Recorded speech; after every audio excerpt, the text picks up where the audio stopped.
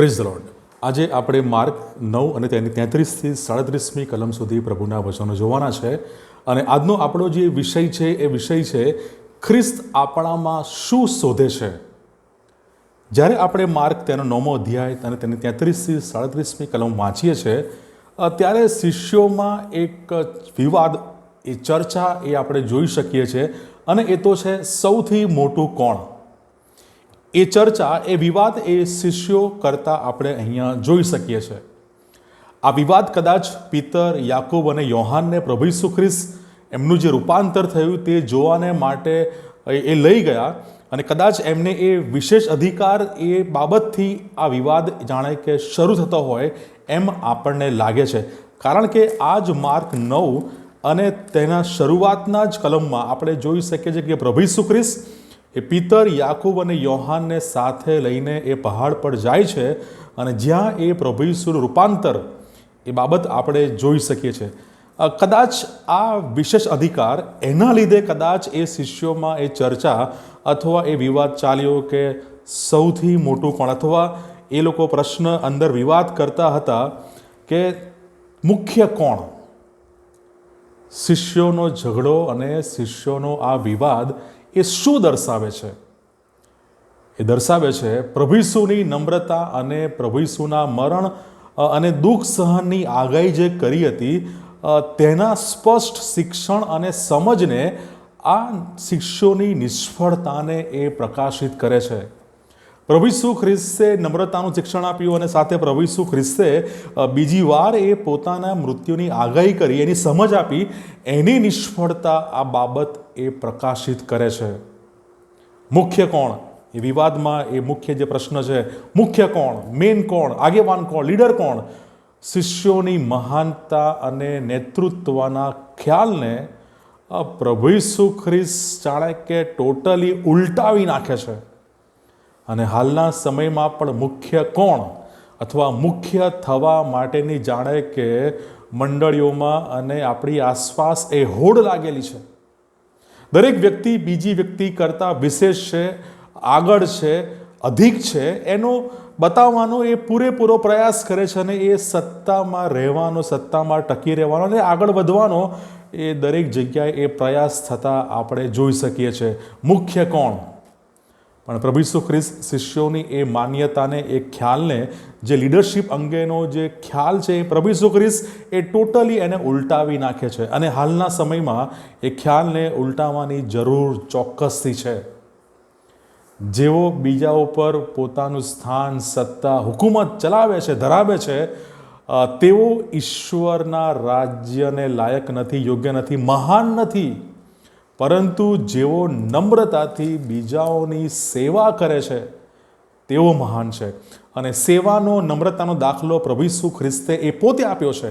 પ્રભુ ઈસુ ખ્રિસ્ત ઈશ્વર પુત્ર હોવા છતાં એ શિષ્યોના એ પગ ધોવે છે.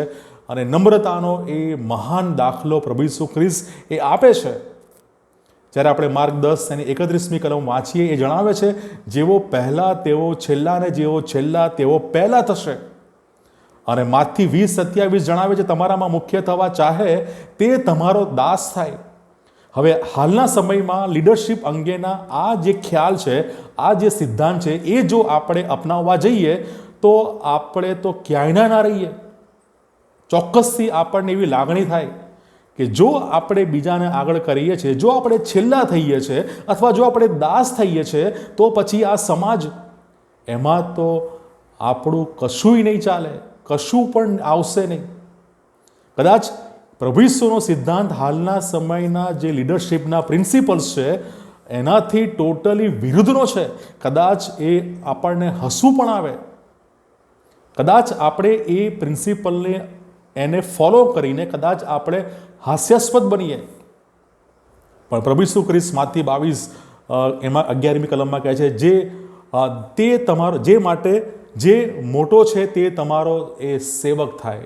મોટા થવાનો, આગેવાનનો જે કોઈ પણ ઈચ્છા રાખે છે એ તમારો સેવક થાય. સીધો સાદો અર્થ એ છે, પ્રભુ ઈસુ ખ્રિસ્તનો લીડરશિપનો સિદ્ધાંત એ છે કે છેલ્લા થઈએ, દાસ થઈએ અને સેવક થઈએ, તો આપણે પ્રભુ ઈસુ ખ્રિસ્ત અને પ્રભુ ઈસુ ખ્રિસ્તના રાજ્યને આપણે યોગ્ય છે, એમને અનુરૂપ છે. પણ જો પહેલાં થવાની ઈચ્છા રાખીએ છીએ, જો મુખ્ય થવાની ઈચ્છા રાખીએ છીએ અને જો મોટા થવાની ઈચ્છા રાખીએ છીએ, તો પ્રભુ ઈસુ ખ્રિસ્ત એમને આપણે કોઈ પણ રીતે આપણે તેમના રાજ્યમાં પ્રવેશ કરી શકતા નથી, તેમને લાયક નથી.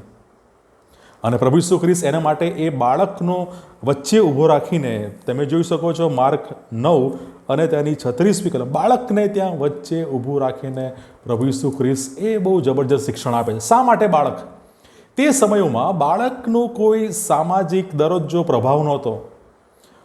જાણે કે એ નબળા, આશ્રિત અને જાહેર જીવનમાં બાળકનું ખાસ બહુ મહત્ત્વ માનવામાં આવતું નહોતું. અને આ વાત એવી સંસ્કૃતિ માટેની છે કે જે સંસ્કૃતિમાં માન, મોભો, સન્માન, શક્તિ, પાવર એને ખાસ વિશેષ મહત્ત્વ આપવામાં આવતું હતું. ત્યાં પ્રભુ ઈસુ ખ્રિસ્ત એ લીડરશિપનો અથવા પ્રભુ ઈસુ ખ્રિસ્તને જોઈએ છે એ બતાવવા માટે પ્રભુ ઈસુ ખ્રિસ્ત બાળકનો ત્યાં ઉદાહરણ તરીકે ત્યાં ઉપયોગ કરે છે, બાળકને ત્યાં ઊભું કરે છે, જે ક્રાંતિકારી વિચાર છે, જે એ સંસ્કૃતિથી વિપરીતનો એ વિચાર છે. બાળક એટલે કે એ નમ્રતા, નિખાલસ અને બીજા ઉપર આધારિત હોય છે. પ્રભુ ઈસુ ખ્રિસ્ત એ બાબત આ શિષ્યોને સમજાવવા માંગે છે કે જો તમે આડંબર, દમ, અભિમાન એની સાથે જો તમે સેવામાં છો, તો તમે કોઈ પણ રીતે મારા માટે ને મારા રાજ્યને તમે લાયક નથી. ઈશ્વરના રાજ્યમાં નમ્રતાની જરૂર છે, એ નમ્ર સેવકોની, એ દાસની એ જરૂર છે. મહાનતા, સત્તા, પાવર, અધિકાર એ બધું નહીં, પણ પ્રભુ ઈસુને નમ્ર હૃદયની જરૂર છે.